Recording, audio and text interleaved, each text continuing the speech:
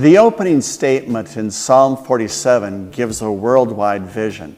This is no local psalm. This is a worldwide psalm. Peoples, nations, and all the earth are words that dominate the psalm. There's also a reoccurring idea of joy, a joy based on the fact that the king talked about here is not a tyrant. In fact, while the first verses establish the greatness of the king over all the earth, the rest of the Psalms speaks about his justice. Clap your hands, all you nations. Shout to God with cries of joy.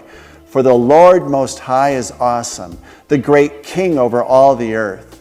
These verses expand on the idea that we saw in Psalm 46:10, that God will be exalted among all nations. Be still and know that I am God. I will be exalted among the nations. I will be exalted in the earth. Psalm 47 calls to those other nations and invites them to participate in praising God. The psalmist does a little chest thumping here by reminding other nations that God had been Israel's ally in conquering and subduing their enemies.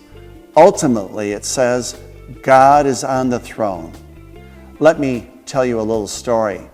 When Sue and I first became involved in missions, we joined an agency called International Teams.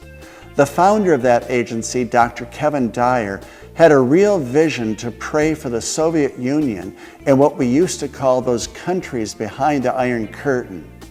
Now, I grew up in the depth of the Cold War, and there was no way that I thought that the Soviet Union would disappear or that we would have access to those countries behind the Iron Curtain. Still, Kevin knew that God could work, and he asked us to pray regularly for the freedom of those nations and to be able to proclaim the gospel. Well, we all know what happened in 1989. God worked, and he showed himself to be the God of all nations and gave us access. I've seen churches planted in Albania, in Moscow, in other countries, the work of God going forward, all because he's the God of all nations. It says in verse 8, God reigns over the nations. God is seated on his holy throne. The nobles of the nations assemble as the people of the God of Abraham. For the kings of the earth belong to God.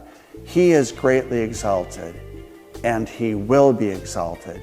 And that is why we have joy for the journey.